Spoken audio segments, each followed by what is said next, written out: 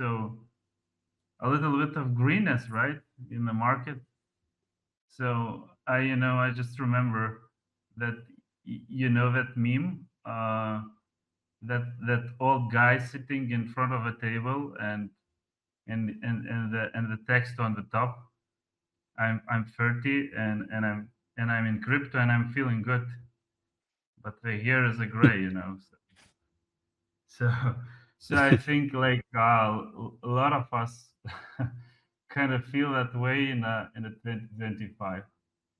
Was a crazy year, to be honest.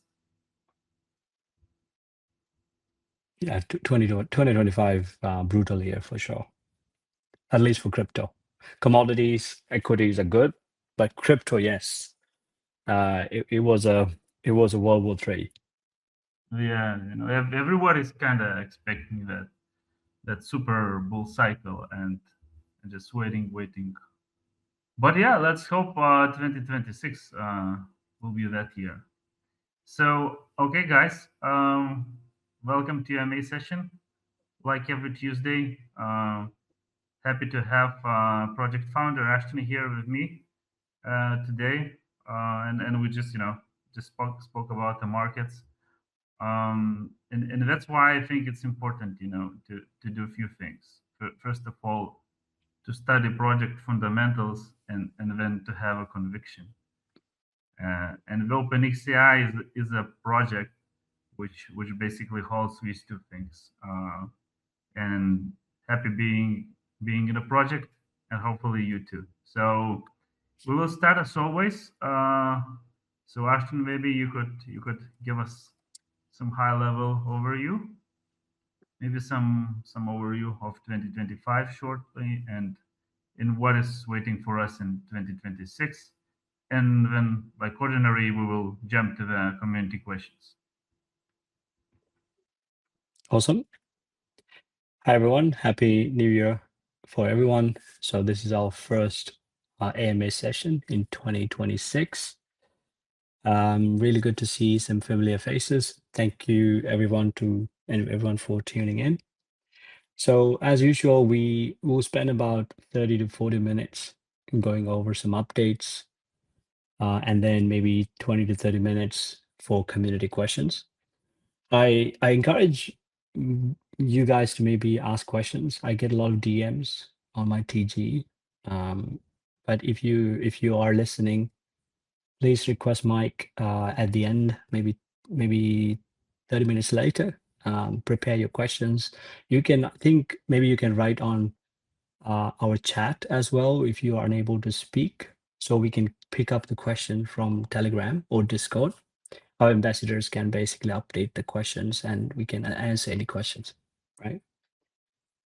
All right, so today I wanted to kind of give you guys overview, especially in the AI industry, and what RWA, more specifically tokenization industry, look like in 2026 from our perspectives. Because we do tons of research, we are working with a lot of founders, industry leaders. We're trying to cut the hype, but actually truly understand what are the major bottlenecks, problems, and gaps in the industry. So when we build our technology, that when we launch our products and services, we are not too late or we are not too early. Like, to make timings, it's a very critical and important thing. So that's why we need to stay ahead in this industry, because AI industry is moving in about maybe 8 to 9 month cycle.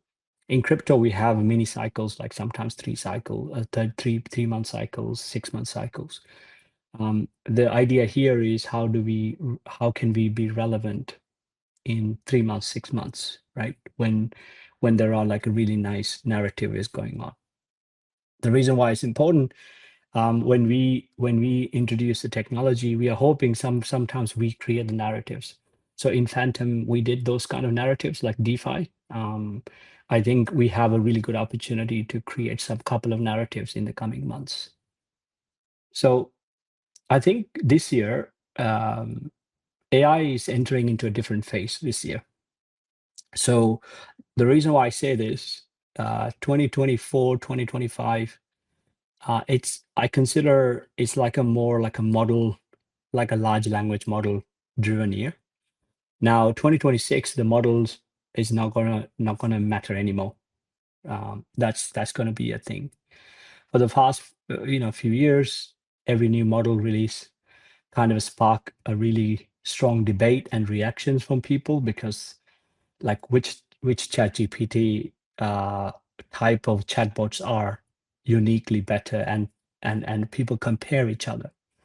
But in 2026, I think that comparison is no longer going to be the case because in general, AI models have improved over time significantly. Like especially towards to 2025, the actual gap between different AI models is shrunk significantly, meaning no single model has a clear lead anymore, which means most of chatbots kind of are like performing really well overall. So in 2026, I think we will see shifting from a large language models to large population models, like especially like a meta modeling instead of large language modeling. So we're talking about ultra sophisticated, more personalized, industry specific AI models and AI services.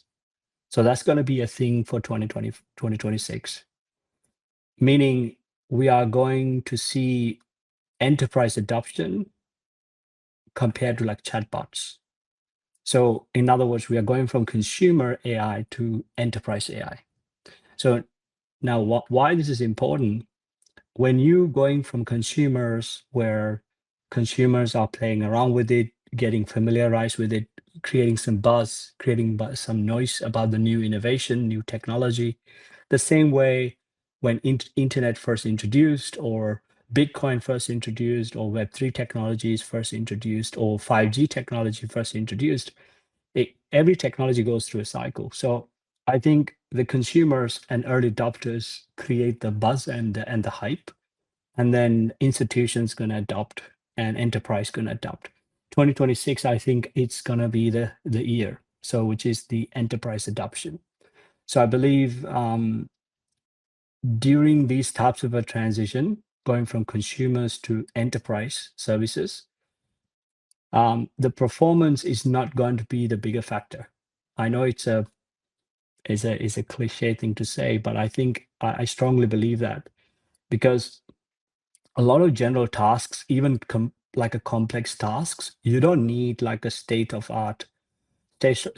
art, like $10,000 per month, like a GPU cluster to crunch some documents or write some code. You don't need that.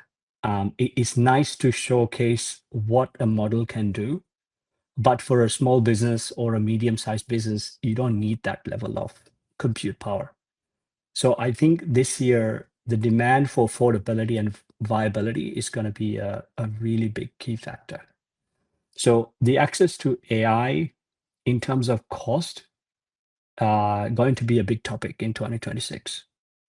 So I think the era of spending, like justifying spending $10 billion on like acquiring chips, and then saying like, oh, don't worry about revenue. That mindset and that is going to change this year. Because when a tool become more commercial, like enterprise grade, there are set criterias the provider, whoever providing AI services, need to meet. So enterprise and businesses, they only care about things like viability and affordability. So it's not about the sexiness. It's not about how much money spent on the model or how how much capacity it has. It's basically affordability and viability, because accounts department need to tick that off in saying this is a viable solution to adopt to our business. So if you're a pharmaceutical company, if you're a small pizza shop, or if you are a large bank, before you're adopting any of those AI services, the first thing you look at, okay, what is the cost what is the cost to benefit by adopting this new technology? Because people don't like change. When there are changes involved, that also threatening people who are running like an older system. So when AI going to replace the human or the, let's say, admin work done by a human, that's also a friction. So that's why the cost factor is going to be a very critical this year.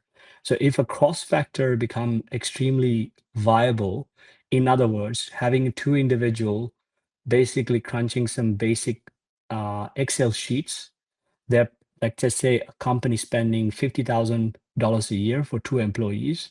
And if you can outsource that into some sort of a simple AI model, can do that work and save, let's say, $100,000 a year instead of spend like, let's say, $1,000 or $2,000 a year, the business will seriously consider that.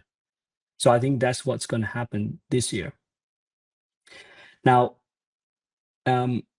why this is relevant to OpenxAI?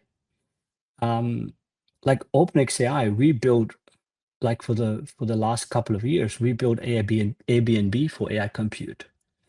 So instead of focusing on building large language models or maybe agents or those kind of app layer services, we focus on the boring side, which is the infrastructure, right?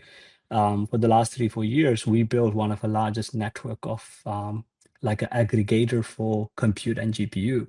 So we can utilize any unused compute and GPU around the world. So that's, I think it's going to be a very good, a good moment where people can realize and appreciate the fact that we have that kind of a GPU aggregator capabilities, or in other words, we have an Airbnb of AI compute.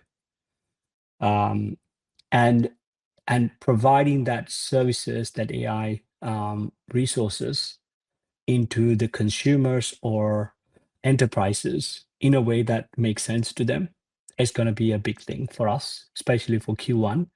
That's why I think the V10 is going to be one of a major milestone for OpenxAI. The fact here, like the infrastructure projects, like there are categories, right? So when you think about crypto projects or crypto networks or crypto apps or general apps, there are categories. So when it's come to like apps, like general apps, maybe like WhatsApp or Instagram, these are app layer. If you think about like infrastructure layer or a network layer, these are boring things. And those types of services takes a long time to adopt.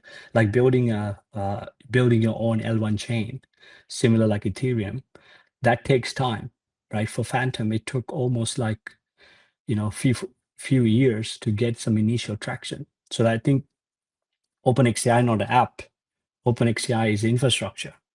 So boring stuff like infrastructure takes time to adopt.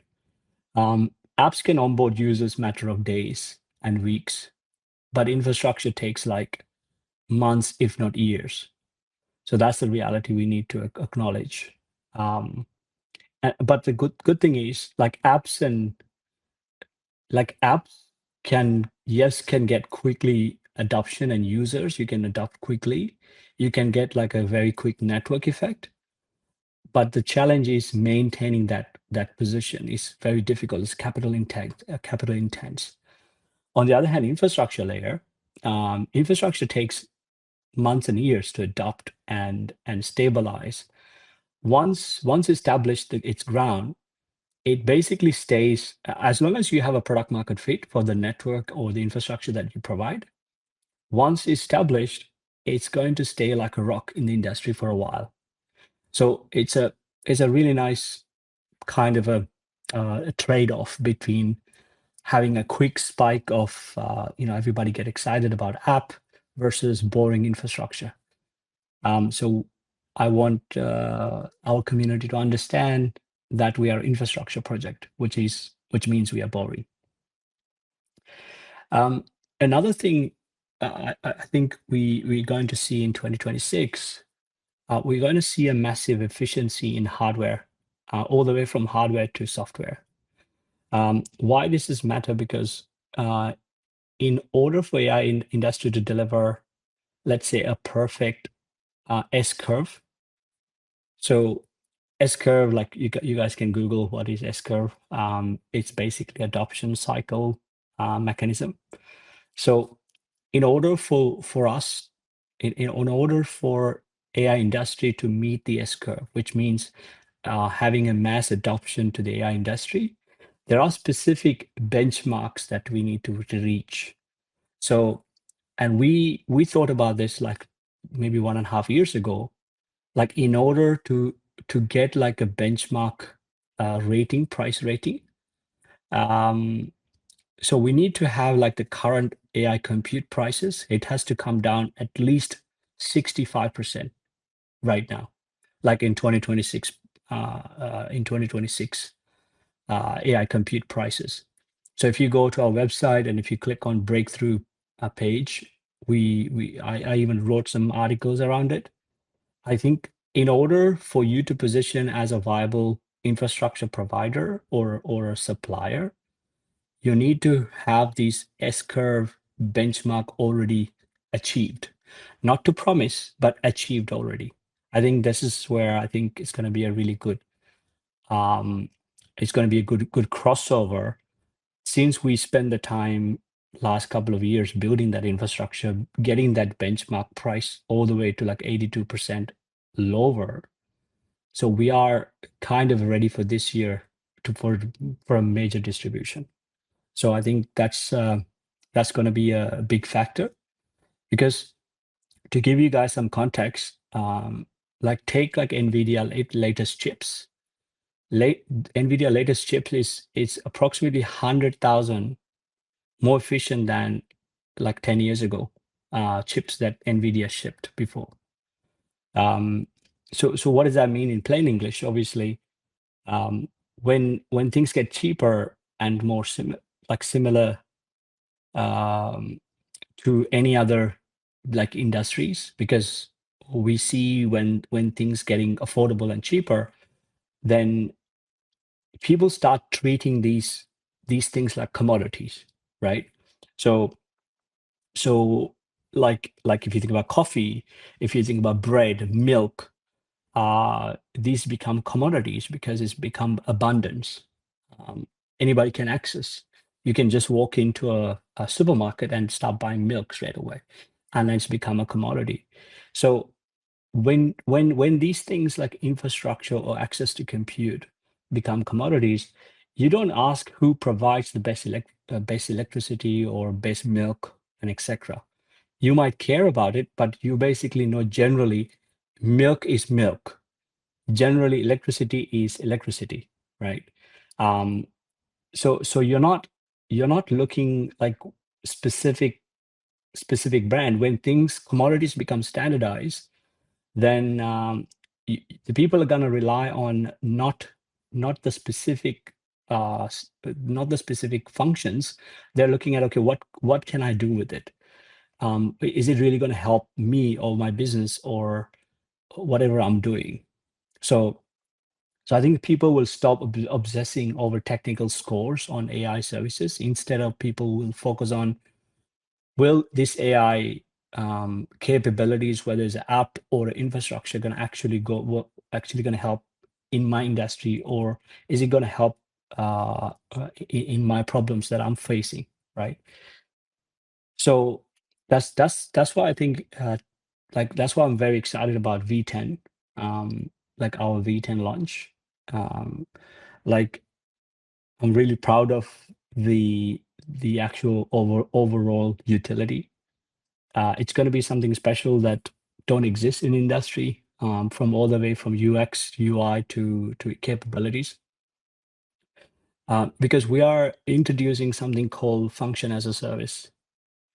So the idea of, like I mentioned to you before, like when stuff become like commodities, people don't really pay attention too much about like what are the specifics. They just want to get the stuff done, right? So I think functions as a service, it's going to be a big deal. So what is function as a service? Like you could just say, okay, I have videos, I have a couple of images, I have some bunch of documents. Just create a dashboard for me, or create a report for me, or export, scrap all the phone numbers out of these 10,000 documents and give me just a simple table out of this. Or you can say, okay, here's a 10 images, create a not a 30 seconds video, give me a 15 minutes video. So function as a service means you basically you can your scope can be broad. You have a multiple things you want to get things done, and you only pay for what you're doing, like what exactly you're trying to accomplish from the service. And I think OpenxAI, especially with the V10 platform, we are going to disrupt the concept called subscription as a service model. So, like, even if you're paying for like a paid pro service on, let's say, ChatGPT or most of the chatbots. So chatbots are apps. From an application layer level, you're basically paying a subscription. On average, how many hours that you really working, like how much hours you really utilizing ChatGPT per week or per month? It's not full time. Like you will surprise average users is less than 10 hours a week, which means you only use 10 hours a week uh, on ChatGPT, like you use only limited time. So, but you still pay your monthly subscription. What we are doing with V10, we're just basically disrupting that. We are saying, okay, you just pay as you go. If you have a heavy work, you pay more. If you're going for a holiday and if you just don't use anything, you just don't pay anything, right? So that's a really important part, because that will allow users to actually utilize the value of a function as a service. So I think that's a important part that we're going to work with, especially with the V10 launch. Another big thing we are working on with the V10 launch is making non-technical people more powerful. So what that means, so if you look at like early days of Apple computer, like psychology behind Apple computer, early days, they thought a computer is kind of like a tool for the mind. So if you have ideas, you have creativity, you can use computer to get stuff done so you can be more productive, you can accelerate your career. Whatever industry that you're working on, you can accelerate your creativity. So you can enhance your productivity and etc. So when I look at a bunch of reports, especially there's one report came out of called OpenAI's report. So OpenAI's report, they talked about like enterprise users. We're talking about employees working in banks, employees working in like small businesses, large enterprises. So according to the report, 75% of enterprise users, they use AI to complete some tasks. But they are using some tasks that they have never done before. So for example, so if you're in the marketing department, you don't have a technical skills, like you cannot build specific like dashboards. So for example, if you're working for a crypto company and you are in the marketing department and you want to have a dashboard, you want to understand how's your Telegram users are interacting with your Discord versus how your maybe social media platforms are performing, right? You want to measure something. So typically what you do, if you have a specific requirements, you understand the logic, you understand the relationships, and how could you build something when you don't know how to code? So what you do is you basically begging for the engineering department to say, hey, I like to have this kind of a dashboard, because I need to see how things are performing So it can improve my area of expertise. I can use those tools to enhance my career. I can do better things if I have more tools. However, I'm not a coder. And I think a lot of people can relate this problem, right? So you have great ideas, but since you're not a developer, you cannot build things. You cannot build stuff. Now, so so essentially, like non-technical people, they cannot build apps, they cannot build technical stuff. But with the new generation of agentic AI capabilities, specifically on the OpenxAI V10, some of the capabilities designed specifically for non-technical builders. So what we are using, we're utilizing AI as a equalizer, right? So helping workers, users to come with a lower technical knowledge to actually close the performance gap between experts.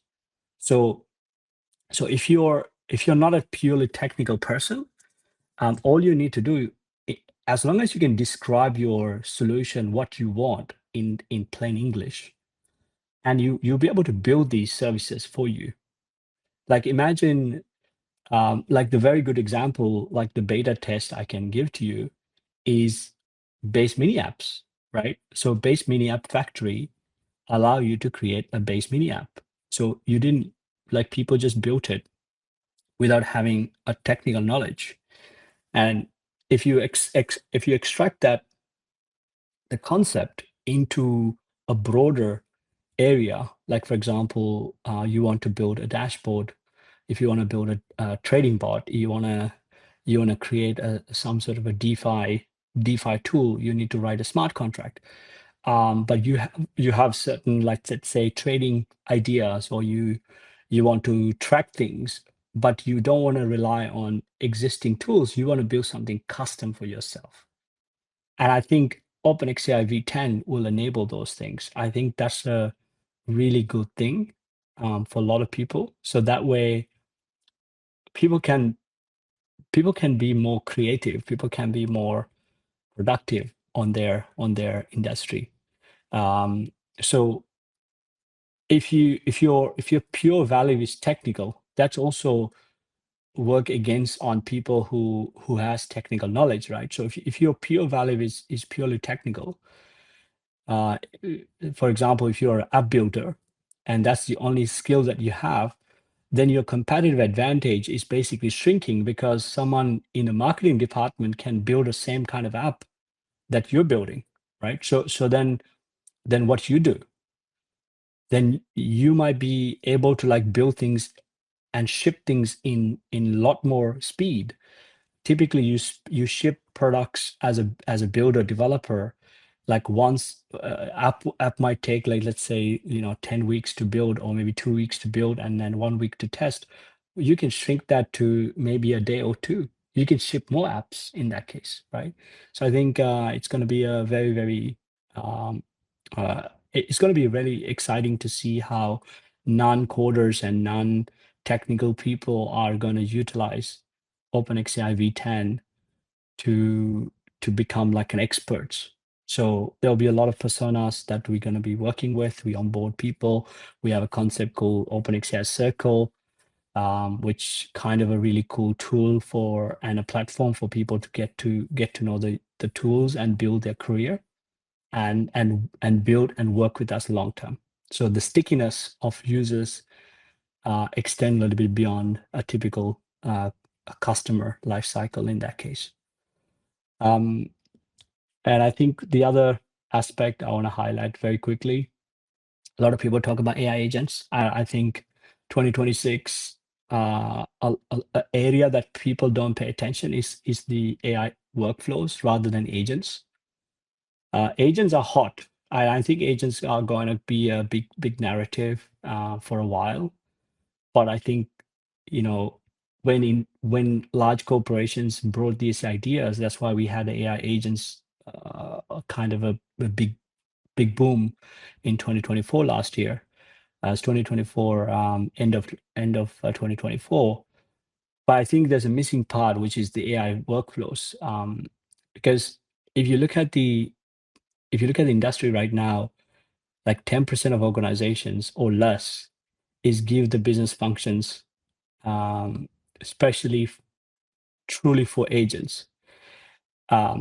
Meanwhile, what we see a huge surge in enterprise users are using AI to optimize the workflows. So what I mean, let me give you an example. So let's say a marketing company, they will use AI to analyze like raw market data, while human basically focus on validation. Or if you're a crypto hedge fund and you'll be using, let's say, AI to create and automate, let's say, sentiment analysis from Twitter or understand some on-chain data, and you use AI to validate and scrub the data, but human will focus on like building, let's say, risk modeling for your trading capabilities. So I think that's called AI workflow, right? So that's a huge industry. I think that industry, like I did some research and spoke to a lot of people. If you guys gonna go and read some of the reports, like from McKinsey, the AI workflow, it's about $3 trillion economy by 2020, 2030, by the way. So it's a huge industry. With a V10, specifically for V10, we will be focusing on AI workflows. So there will be application layer stuff we'll be launching specifically for any users, whether it's enterprise or individual users, to focus on AI workflows.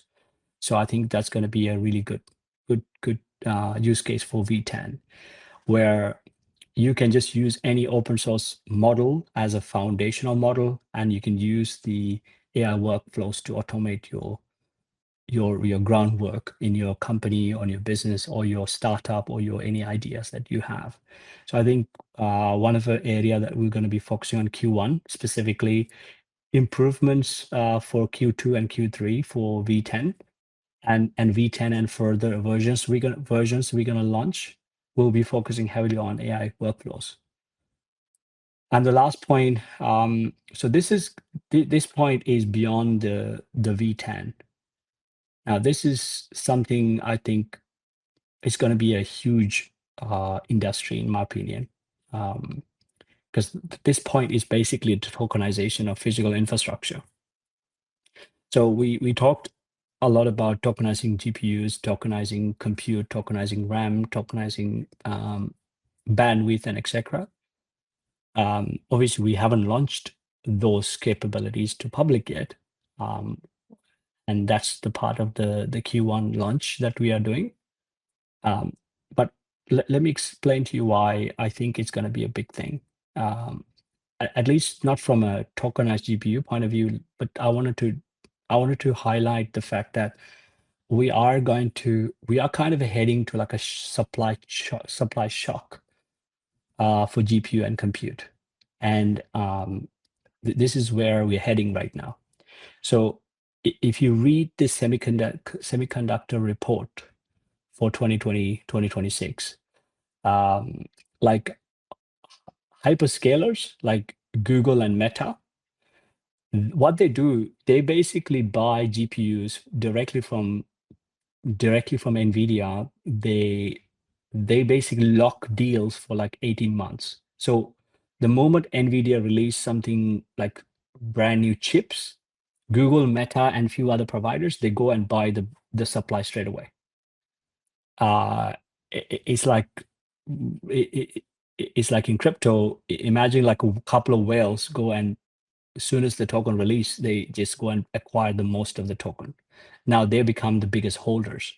Now, so the issue here, that's why I say it's going to be a supply shock in the compute industry, especially infrastructure industry, because what Google, Meta, and all other infrastructure providers, cloud providers, what they do, they just go and buy and take the stock, and they create a compute wall. So they create a compute wall because they take the supply and they set the prices for people so they can maintain the price. So they control the price. So if you're a startup or a researcher in 2026, you have two choices, right? So either you go with the big cloud providers and pay like extremely premium price, or you have a choice to join the DeepIn network. As long as these networks provide the similar kind of service, you will seriously consider because of the supply shock, right? And I think if you look at the supply demand and the supply demand spike, there's a gap like for like 3 months, and I think we're going to see those gaps in the business cycle in 2026. If you guys understand the PMI metrics for business cycle, especially between Q1 and Q2, and later in Q3, we might get a supply shock specifically with compute and GPU. And I think, in AI industry, AI economy, compute is the oxygen. That's the lifeblood. If you don't have it, the industry die. So right now, these hyperscalers, like large cloud providers, basically sucking up all the oxygen and the blood. So they will take it and sell it back to the users. But the cool part here is tokenizing GPU and compute. Is basically you're allowing people to own those compute and then trade it, because as soon as the GPUs and compute is tokenized, it's become fungible, right? It's like a fungible asset, similar like a Bitcoin. So you can break Bitcoin into to as many smaller pieces possible until reach to Satoshi level, and you can just transfer Satoshi, like 100 Satoshis or 10,000 Satoshis from a one Bitcoin wallet to another person. Imagine you buy some GPUs and you fractionalize, you basically sell, instead of a GPU, you sell like digital tokenized flops, like compute flops. And people can stake, trade, redeem GPUs. So all of a sudden, like you could be a buyer. You can be like a Google and Meta, but in a smaller scale. And you become like a resource provider. Like in DeFi, we have a concept called LPs, right? Liquidity provider. So if you have liquidity, you can put your liquidity into DeFi protocols to actually earn yields. So if you become RP, resource provider, instead of LP, if you can provide those resources, you also can earn yields. And I think TGPUs, which is our version of tokenized GPU, will enable like efficient resource allocation, right? That will create a whole new economy, incentivization model, and also yield network for people that never experience those kind of things. Because we see like a GPU staking, there's so many protocols we've seen, but the missing part is the layer that generate the demand. You can create supply, but where's the demand? And I think building the V10 as a demand layer and having the trading layer underneath, that's a really good breakthrough in my opinion.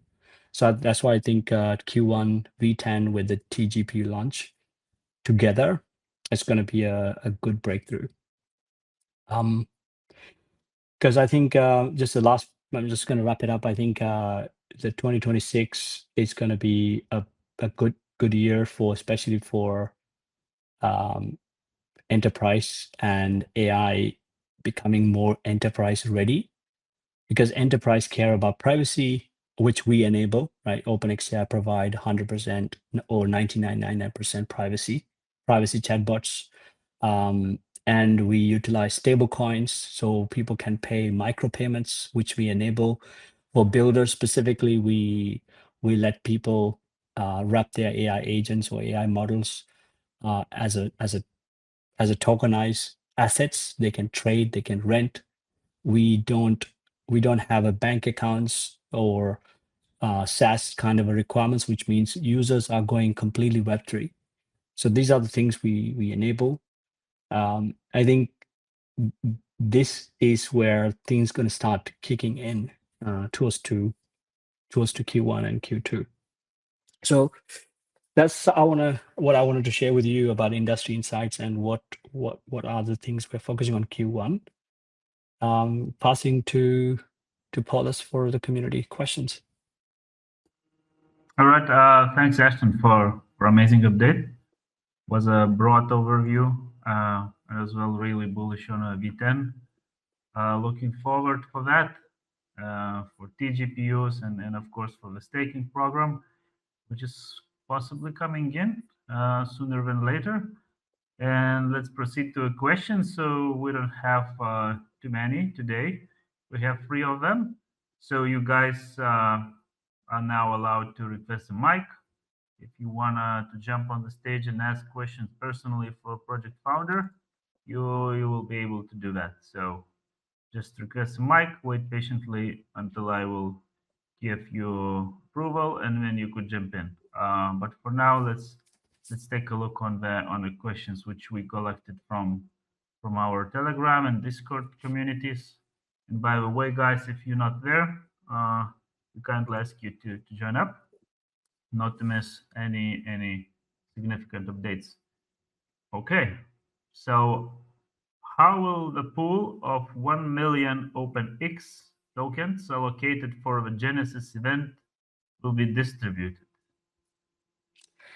All right, so I need to clarify this. I think when we shared an internal document with the community, right, to get community feedback, and originally we had like allocation of 1 million tokens. That's beyond the base mini app factory, right? But that's kind of like a brainstorm a document that we created, and that wasn't final. So I think a lot of people picked up that number from that document. But we haven't allocated 1 million tokens for base base mini app factory campaign, just to be clear. If you look at our official documents, so there are two things, right? So we shared a Google Doc internally. Internal Google Doc we shared as a brainstorming activity to everyone, including ambassadors and community managers. And on that document, you probably saw that. But if you look at our official announcements on our Twitter or our Medium, we don't have that. That number wasn't there. So during the brainstorm session, some team members suggested, and we got some comments, but that wasn't the final number. All right, thanks for clarification. Let's go to the second one.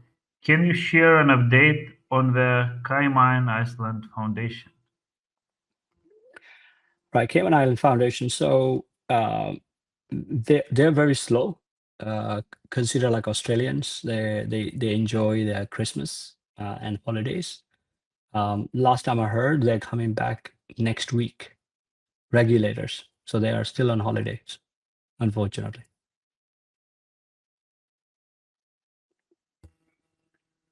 All right, and the last one. With market conditions improving, are there any plans coming soon to capitalize on the momentum?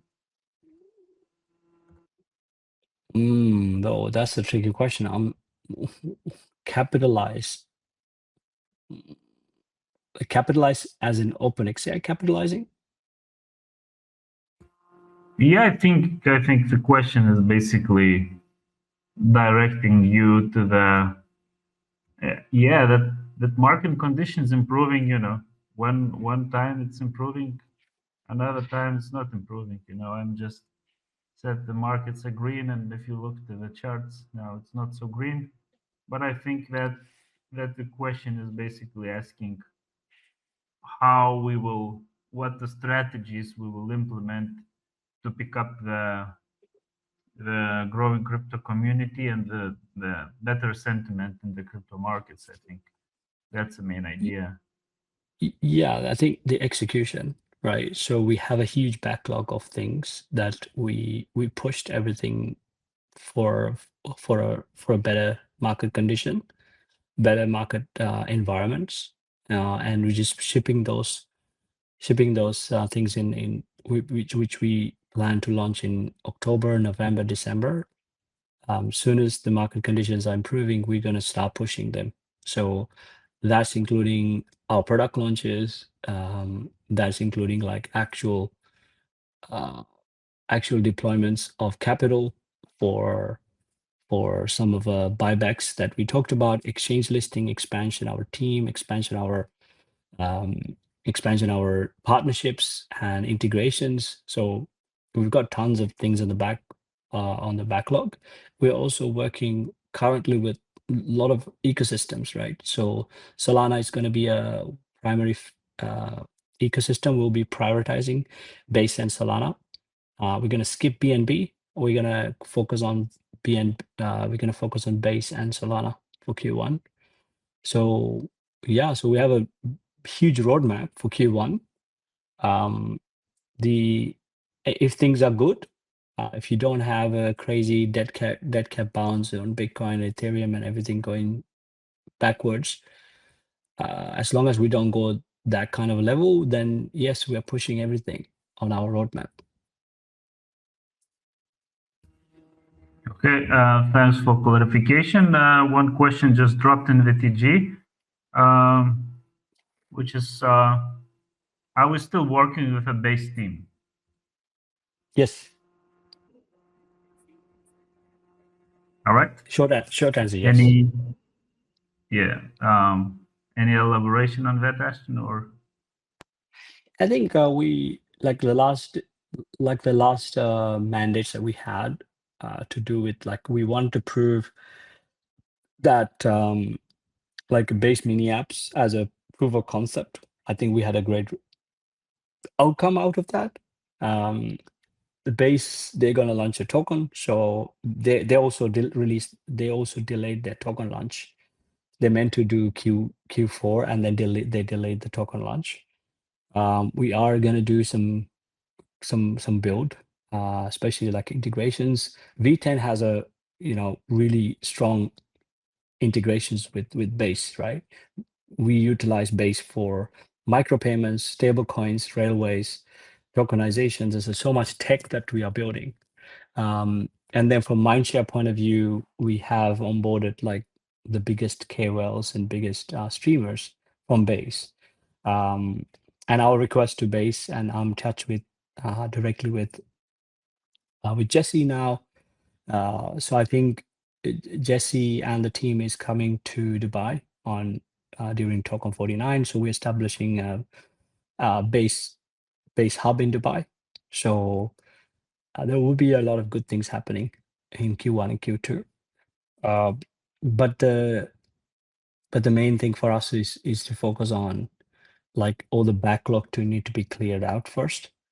We need to finalize the legal structure so we can close some of the funding rounds, because when V10 is launched, we also will be accepting stablecoins to the platform. So we need to have the regulatory clearance from the legal point of view, where we can start accepting stablecoins into the platform so people can earn yields. And then from a trade engine and trading capabilities, those things will be integrated with Solana and Base ecosystem. We will prioritize from a trading related stuff to Solana a lot. Tokenization, especially on-chain modeling, stable coins, we will heavily rely on Base. all right, thank you. So we have one speaker. So Mizan, hopefully I pronounce your name correctly.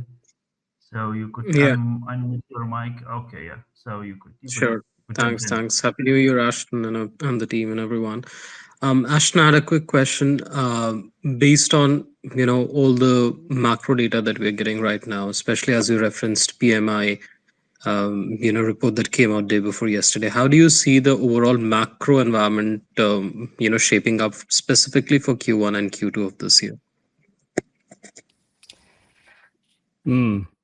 Well, if you don't have like very sensitive individuals like Trump, macro stuff can be predictable, right? Trump, however, make things very unpredictable. Like according to my data that I can find, and also things that I can grasp so far, uh, I think that move with Venezuela is a good move for US from economical standpoint. But invading another country, the ethical standpoint of view, that there's a different views. But from an economic standpoint, I think that's a good move, especially balancing out their some of the geopolitical tension. I think that is going to be a driving factor because last year is all about tariff and getting the ground, getting the early ground and pushing for some sort of a stability. I think this year having a new Federal Reserve chairman and someone that possibly will be extremely pro crypto slash more liquidity, I would say liquidity focus. Um, that will create some sort of a, I would say, hopium, in my opinion, across all markets. But again, like we don't know, like we don't know what kind of tensions that we get. Like Trump is talking about getting Greenland, and then they're having a tension between NATO. Like we don't know, right? So there are things that like unpredictable in the US. So that can turn like being extremely good to extremely worse in a matter of like hours. So that's the world we're living in right now. So that's why we don't have typical life cycles like business cycles that used to work. Like a lot of analysts used to make a living by working on specific fundamental data, predicting cycles, and try to make things make sense in traditional finance. But right now, things going completely bananas sometimes, right? So one single tweet, one single policy change, one action can create like a black swan and sometimes like a gray swan events that no one even thought about. And that's a challenge. But I think overall, like 2026, possibly a good year, but like we don't know, right? Nobody knows, and we just need to stay open and focus on technology. But overall, I think business cycle is somewhat due because the refinance of debt, I think around like closer to 30 trillion need to be refinanced. So that due every 5 years, and that's probably why the interest rate, like at least 100 200 basis point reduce of the interest rate, gonna be a really big factor. So US government can refinance the debt, so that can create liquidity. And I think this year, like all the tariff savings, and all the things that Trump and the Fed is doing probably improve the economy overall, and the positive outcome of like less clash between within the government bodies like Federal Reserve is not government entity, but still it's considered as a US economy together. So the less friction and less uncertainty, because what large investors and hedge funds and mutual funds and large T-bill owners, like treasury bill owners in the US, what they hate is it's basically uncertainty, right? So as long as you see like good consensus across Fed and Trump advisors, things can be calm, right? So at least for the first 1 or 2 quarter. But again, like geopolitical stuff is a cherry on the top. We don't know. That can influence a lot of things.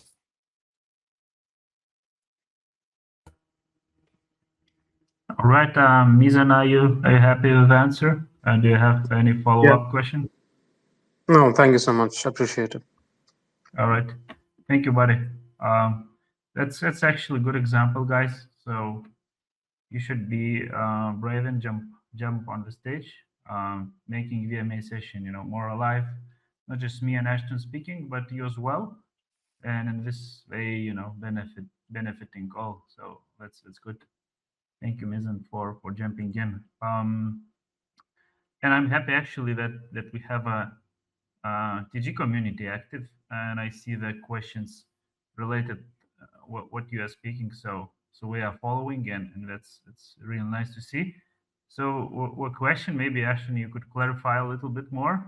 I think you kind of answered partly to that question already, but it's basically related to the BNB. So why BNB skip in one of EMA? It was told opposite. So maybe you could just give some points on the top. Right. We are biased. That's probably the honest answer. Like we did our due diligence. According to our due diligence, we want to skip it. But there's two reasons, of course. If we have like 100 engineers, obviously we can allocate, like we can build any chains, like we can be multi-chain. But we are selected. We have to be selected. And like November, December is actually, let me take it back. October, November, December, we spend the time to get to know the ecosystem, get to know who we're dealing with, and understand the network, understand the distribution. What does a pathway look like? We looked at the both side, and when we look at Solana and BNB, we see a very good, really clear path, because like a lot of us, we thought Solana is mostly like a meme coin driven, like a degen chain. But this shift basically changed everything after meeting Solana Foundation leadership. I think I mentioned last time we get to talk to Anatoly and Lily, which is a president and CEO, and Solana team, understand the Solana, like the builder side, understand their specific agendas that they have for 2026, and support programs that they have for projects like OpenxAI.